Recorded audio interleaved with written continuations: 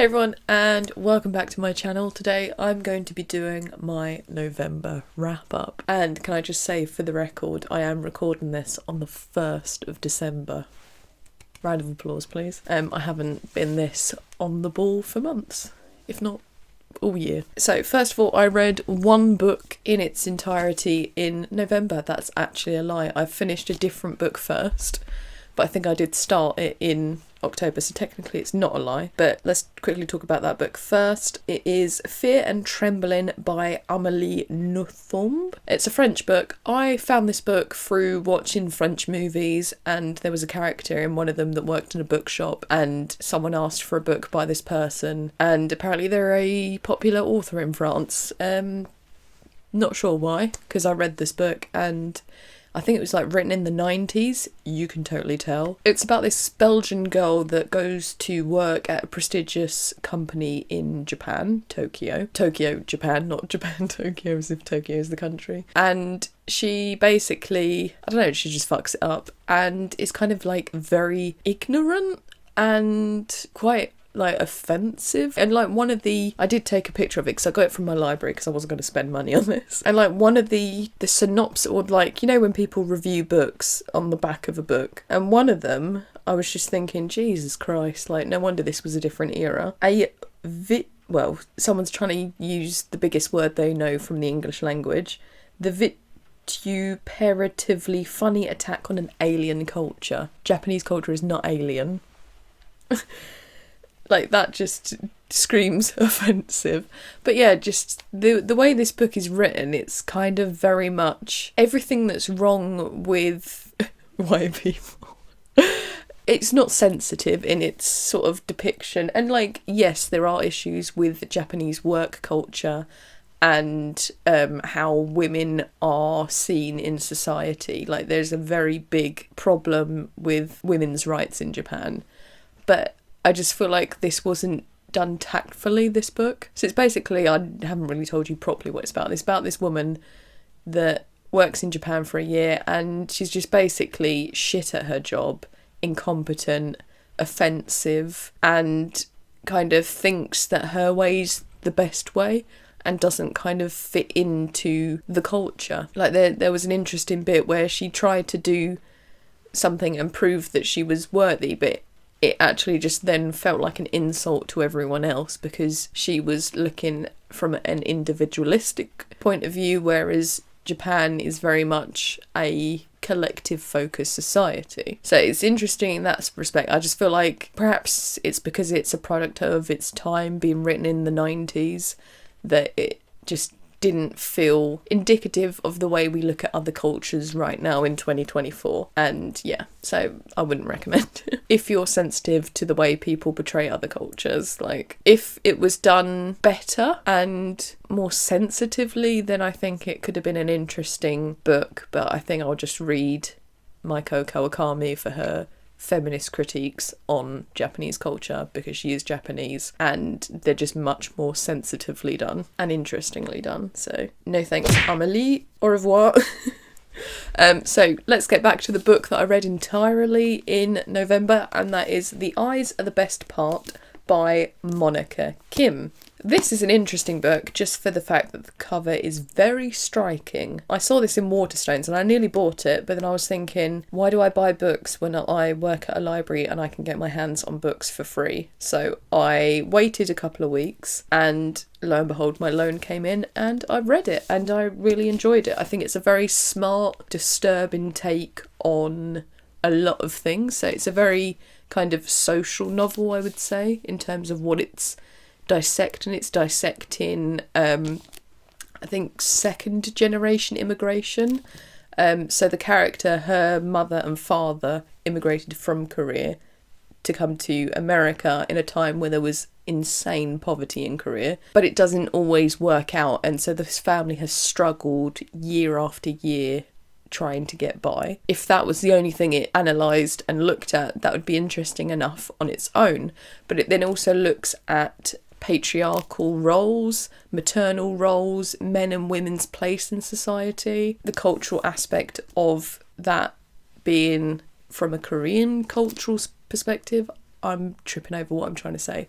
But yeah, so it's kind of analysing it through the lens of being a person born in America but raised by Korean parents, second generation immigration. Then it's also looking at female rage and kind of how unkept dissatisfaction and just being taken advantage of or just put aside.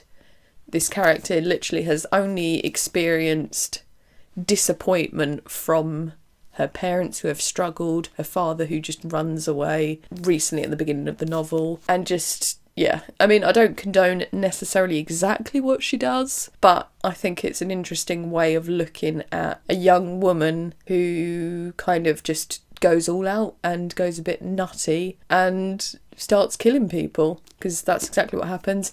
She does indeed, spoiler alert, eat eyeballs. It's great.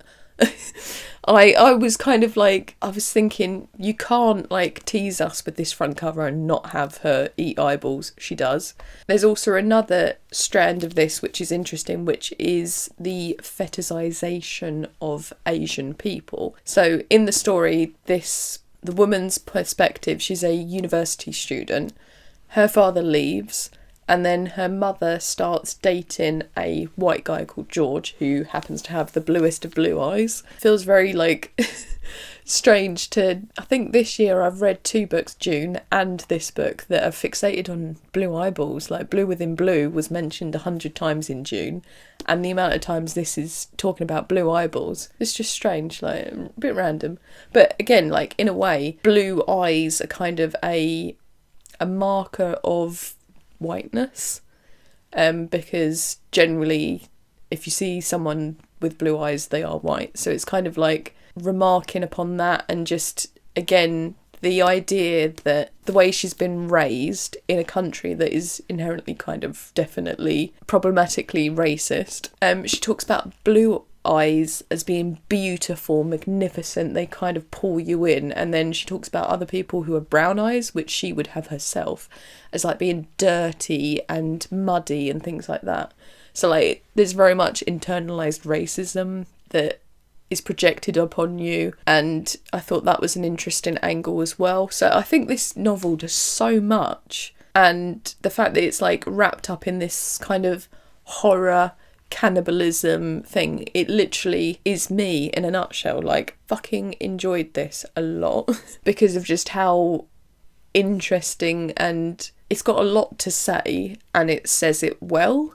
So yeah, if you enjoy looking at novels that are smart and kind of explore race, identity, what it means to be a woman in a male orientated society, women doing bad things. What is it that people say? It's like, I support women's rights and their wrongs. This is basically so wrong it's right. And by the end I was like urging her on to like kill people. Oops. But yeah, really, really good if you want to read something a little bit fucked up, but with a lot to say about society, women, and race in America from an Asian perspective. I'm going to have to do another full disclosure that I didn't watch as many films and TV shows as I usually watch because I'm still obsessed with Dragon Age. I'm currently playing Dragon Age the Veilguard. I think I'm on like level 43, so I feel like I'm nearing the end because I think there's a level cap at 50. And so far I've killed an archdemon, which is like a possessed dragon, 3 other dragons, loads of demons. So yeah, so the next thing I need to do is kill 2 elven gods. Not too hard, really. But yeah, I'm really enjoying it. Like, a lot of people have kind of been very critical of Veilguard, but I'm enjoying it. I mean, maybe it's because I'm not a completely die-hard Dragon Age fan because I've only literally just got into the games. Do I prefer the setup of Inquisition and the fact that you can play as other characters? Yes, I do. But I've kind of got into a flow with the combat system in this one, and I'm kind of really enjoying playing a rogue in this. So yeah, like, I don't necessarily think... It's just a little bit different. At some point I will be playing Dragon Age 1, which is Dragon Age Origins, and then Dragon Age 2. I just need to source probably a copy on Xbox, because on Steam it's fucking expensive for an old game. So I might try and get a disc version for cheap on eBay. to play those. But yeah, like I'm really enjoying it. I think it's fun. My favourite characters so far are Davrin, because, I mean, he's beautiful, but he's like a gruff warden. So if you don't know what the Grey Wardens are in Dragon Age, they're kind of like the Game of Thrones-esque. What's Jon Snow? Men of the North. What are they? Krulls. Oh, what are they called? Night's Watch. There we go. So yeah, Grey Wardens are kind of like the Night's Watch in the fact that they're kind of like a barrier between the demonic or the blight. And so he's like kind of like a stern, very serious, gruff Grey Warden, but he has a soft spot because he's recently adopted a pet griffin who he's like protecting because they're kind of like almost extinct in this universe, called Asan. And like it's so cute the way he's like slowly becoming sweeter, and like it's almost very kind of Mandalorian vibes, where he's like a reluctant father figure to a little creature. So yeah, so he's one of my favourite characters. And I love Emmerich, who is like a necromancer, and there's like one of his personal quests. He's basically me in a nutshell, because he's like talking about how petrified and horrified he is about the aspect of dying, and like I've had many existential crisis, can't even say the word, over death, and I was just like, oh my god, I feel seen by this character. He literally is just pouring his heart out about his fear of dying, and that he's had panic attacks about dying, and yeah, just like his whole vibe. And he's like a posh British-esque character, and he has like a weird little bone man companion called Manfred.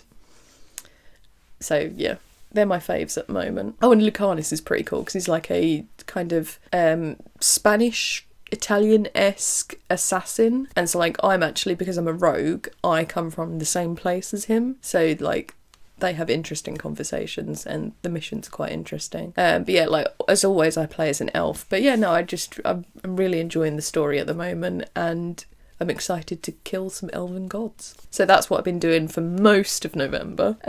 Let's get on to movies. I think I had a James Spader moment this month. And I'm not sure why, it just happened. But yeah, so the first film I watched in November was Stargate, which is like a really cheesy, is it late 80s or early 90s sci-fi film? And I feel like if I'd watched this as a kid, I would have become obsessed. It's along the lines of Indiana Jones, The Mummy, and basically those films raised me as a kid, but it's with the sci-fi concept, so I felt like I would have been totally obsessed. Yeah, so I watched that. It wasn't terrible.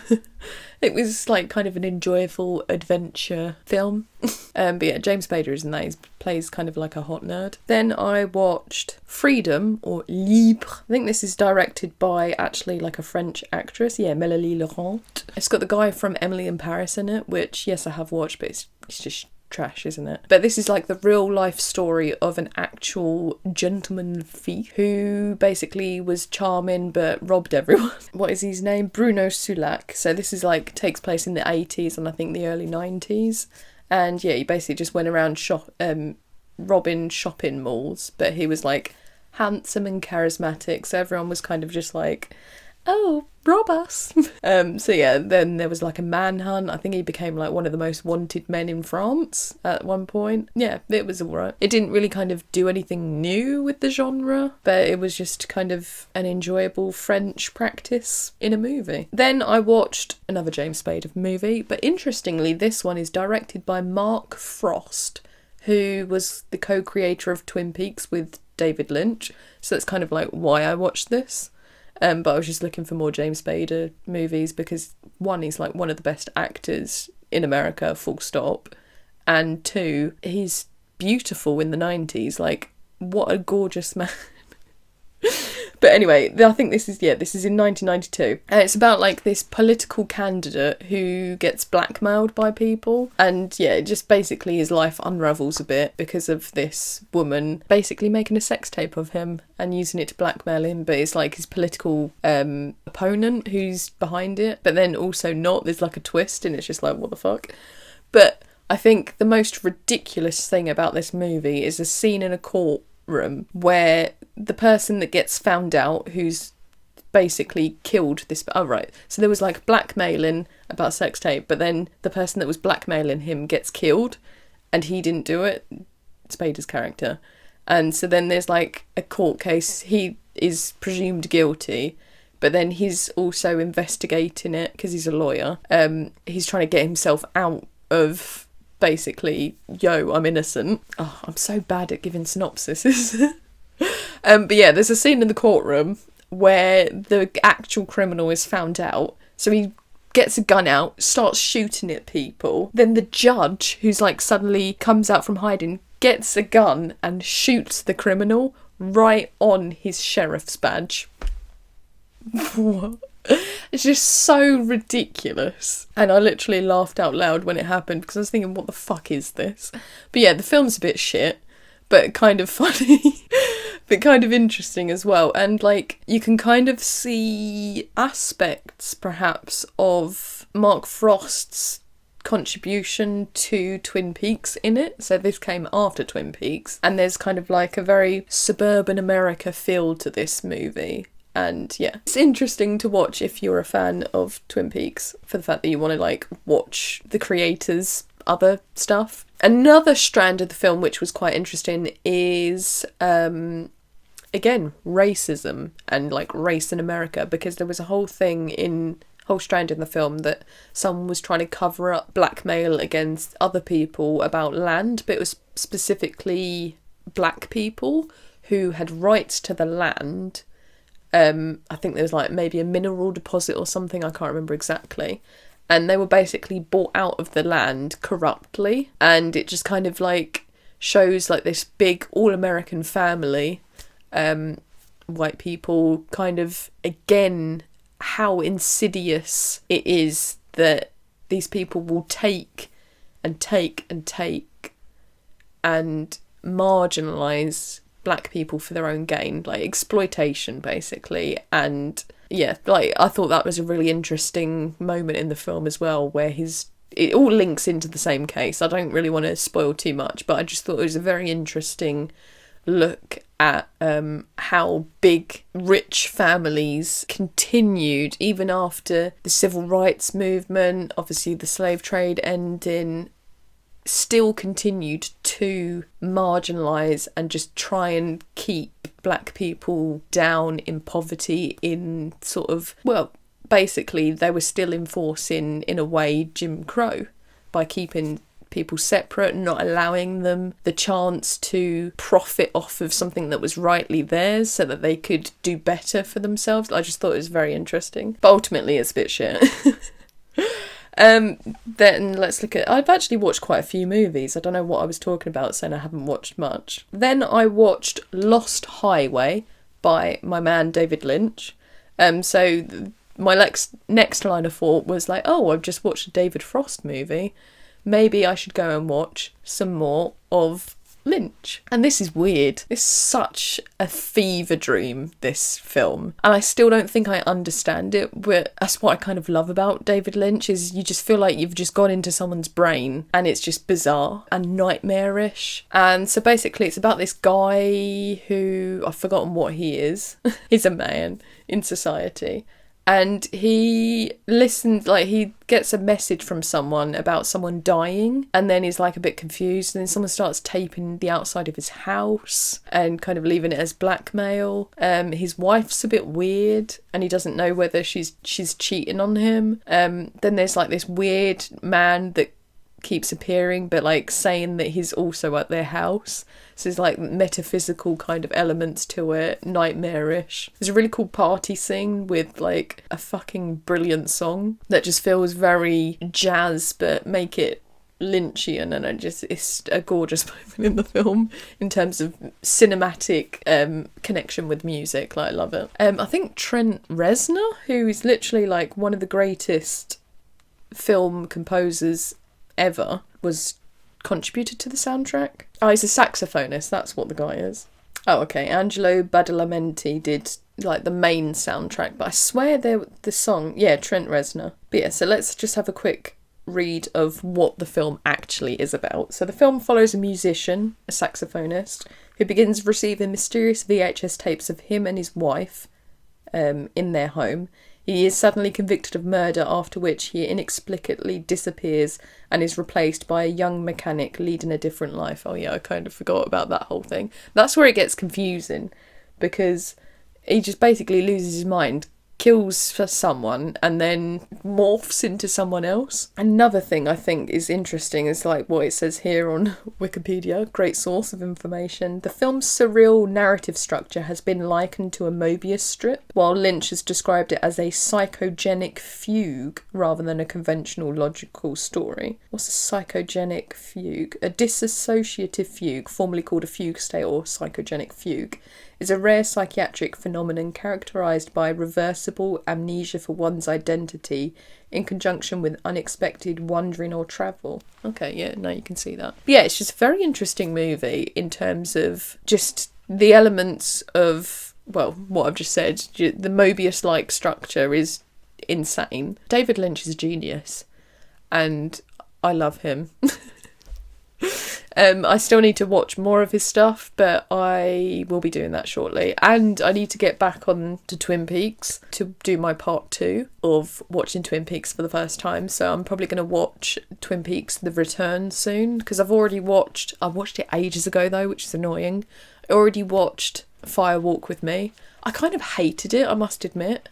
I don't know whether I've said this before, but I think the reason why I hated it is because it was so uncomfortable and like so intense and scary as fuck in terms of basically being a woman in society. It's very nightmarish. So I might have to be a bit naughty and rewatch it before I do my Twin Peaks for the first time, but I'll just talk about that in my video. But yeah, so let's get on to the next movie and away from my man David Lynch. Back to James Spader. So then I watched Secretary, which I actually watched years and years ago. I think I was a teenager when I first encountered this film, because I remember watching it on Film 4, and that's where I used to watch all of my movies basically growing up. We couldn't afford to go to the movies when we were young, and yeah, so it was a way of still watching it. Anyway, but yeah, so I watched this when I was a teenager, which maybe I shouldn't have, but it's not that too freaky. But yeah, so I watched this as a teenager and I thought I'd revisit it. But it's basically about this meek young woman who has just come out of a mental institution. I think because of her self-harming, but also I think she may have tried to kill herself. So then she readjusts to normal life and gets a job as a secretary for a reclusive and slightly eccentric lawyer, played by James Spader. And yeah, their relationship as boss and employee very quickly escalates into an S&M relationship. Is it strictly speaking ethical? No, it's not at all. But it's kind of like a very traditional love story. When you watch this film, it kind of feels like the usual rom-com, just it's a bit more kinky. And it feels like this is exactly what 50 Shades of Grey tried to be, but it just failed. Because also, interestingly, I swear like there was a whole scandal about 50 Shades of Grey because the lawyer in this is Edward Grey. So I totally feel like this was some of the inspiration. But yeah, like I like this film. Just gonna say it because I think it's cute. Because they're just two weirdos and they just match each other's freakiness. And, like, isn't that what you want in life? To find someone that matches your freakiness? Yeah, so it's, like, probably, I would say it's up there in my top 10 romantic films. Sue me. But yeah, like, I enjoy it. And, yeah. But yeah, like, yeah, I don't really have any... Oh, and actually, this also has a connection to Twin Peaks. Angelo Badalamenti did the soundtrack to The Secretary as well. Insane. Like, there's just so many links back to Twin Peaks. Or is it just me making these links? I don't know. No, clearly. And then the final film I watched in November was Gladiator 2. Gladiator 2. Did I go to see this film purely because it had Pedro Pascal in it, playing a Roman general? Yes. Full disclosure. Had I watched Gladiator, the original, before? Yes. many, many years ago. Could I be bothered to rewatch it to have the flow of story? No, couldn't care less. I think it's fine for like a one viewing. I'm just not a hardcore, Roman Empire, men fighting each other, unless they're hot. Yeah, so I kind of forgot all about the first movie, which perhaps made the second one a bit more tolerable for me, because I feel like it very much is just a rehash of the first one, even though I can't remember it, but it just felt distinctly similar. Did it need to be made? No, it didn't. Was it alright? Yeah, it was. Kind of ridiculous, like the whole shark bit. But do you know what the best part of the movie was? Went for Pedro, stayed for Denzel Washington. Him as the villain, sensational, just very, I mean, he is a Shakespearean actor. He's been in loads of Shakespeare stuff, but you just can tell that he is of an insane level with his craft. Like, nobody matched him in terms of theatricality, charm, and just interesting choices. And I just think he revelled in the fact that he was playing a theatrical villain. Like, so the way he slit someone's throat, the sort of feralness of him trying to be on top. I also thought it was an interesting narrative of him, obviously, as a former slave.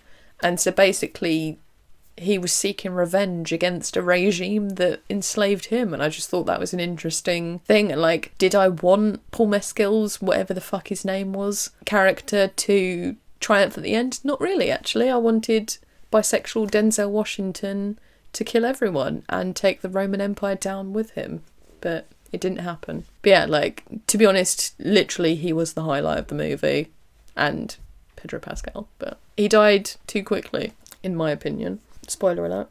Okay, so let's have a look at the shows I've been watching. Kind of two main ones, really, throughout November, because, like I said earlier, I've been playing a lot of Dragon Age. So I finally got round to watching The Penguin. It took me a while to get into it, but once I did, thoroughly enjoyed it. Just the way it's filmed, beautiful, sensational. The storyline, very intriguing, but for me, more so, it was to do with Sofia Falcone's character that kept me hooked. Because the Penguin's just a piece of shit. Literally, that man has no loyalty. So yeah, couldn't stand him. But that's the point. Like, Colin Farrell did such a marvellous job of inhabiting such a slimy, slippery character. Vic was cute, and I liked his journey of sort of gaining more confidence, and I thought he was an interesting character, kind of grappling with morals and kind of trying to carve out his own identity in a very corrupt, broken world. But yeah, ultimately, Sofia Falcone was the most interesting character, because you kind of see her doing bad shit, and then you kind of then see her before everything happened. And I think it's like episode 4 where it shows her going to Arkham, and it's literally a horror film in an episode, because just the literal, just sudden stripping away of all agency, and how terrifying that would be, to be suddenly accused of murder. You've suddenly got no rights, you're being shoved into a mental institution even though you're not mental, or mentally ill, let's just say that, rather than mental, because that's a bit offensive. Fucking scary. And then it kind of made me think of, like, back in the day, how many people, specifically women, were just kind of carted off to mental institutions at the words of their husbands, their fathers, and fucked up. Like, oh, scary shit. Like, it literally had me on edge the whole episode, kind of when it went into the background of her character. And then from that moment forward, I was like, yes, kill everyone. Get your revenge, love. You deserve it. And yeah, so again, women doing bad things. Love to see it. And her style, to die for. Literally obsessed with the evolution of her fashion. And that dress, the black one with the red scarf thing, kind of a very beautiful and kind of insanely great use of costume to kind of reflect the state of the character, and how she's like leaning into her like criminal nickname, which is the Hangman. Genius. Fucking love it when shows and movies use costume and mise-en-scene to show you something about the character. Beautiful, love it, sensational. But yeah, literally every look of hers is insane in this. So as someone that loves fashion, I was very into it. And then I've been watching, to no surprise really, Dune Prophecy. I think only 2 episodes have aired so far. I think one's like airing tomorrow, so I will probably keep talking about it as more air, because only 2 episodes, you can't really kind of form a proper review of it. But so far it's beautiful in its scope, like the landscapes, the shots, the cinematography, epic, very much in the same vein of the movies. And it's insane that this is a TV show with the same spectacle as a multi-million pound movie. The only thing that I think is a bit off is the fact that this is allegedly, 10,000 years before the movies? So the idea of the world looking very similar kind of doesn't feel almost right. Because it's as if no progress has been made, like architecturally, fashion-wise, even though we know that. But then perhaps they have a similar sort of reoccurrence of fashion and architectural styles as we do. Like at the moment in 2024, it's all about Y2K, and sort of early 2000s are creeping back in. So maybe they have a 20-year cycle of fashion, and so it just happens that in the time of Poor Atreides, 10,000 years ago, has come back in fashion again. I don't know, but yeah, it's interesting. I love the Bene Gesserit. I think they're some of the most interesting elements of Dune. Like Lady Jessica is one of my favourite characters in the book because of just how manipulative and smart and kind of one step ahead of everyone that she is. But then she's also got this unwavering loyalty to her son and to her family. And yeah, like very interesting. So it's interesting to see kind of the origins of the Bene Gesserit and how they are setting up basically the genetic sort of mucking around and the political intrigue, the meddling, the controlling it from the shadows.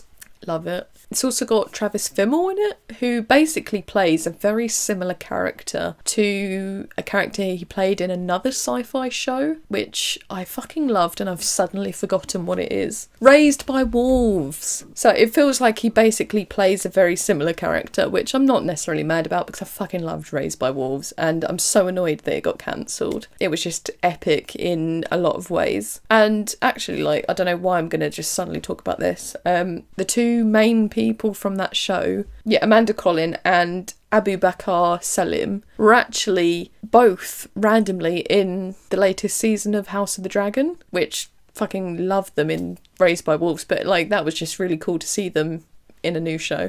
But yeah, anyway, Travis Fimmel basically plays a religious, weird, odd character in this as well, in Dune Prophecy. So if you kind of enjoy that aspect of it, I would definitely say you have to check out Raised by Wolves. Very interesting concept, very batshit. But yeah, I don't know why I'm now talking about this. I'm intrigued and it's keeping me interested, and yeah, I enjoy like political intrigue in stories. It does feel very Game of Thrones but in space, but is that bad? Some people are like, oh, it's basic Game of Thrones in space. Fuck yeah. But yeah, anyway, this is the end of the video because I've got nothing else to say. So thank you for watching. Let me know what you've been watching, doing, reading, playing if you like games as well. And I will see you again soon. Thank you. Bye bye. Thumbs up. Like this video. Whatever. Laters.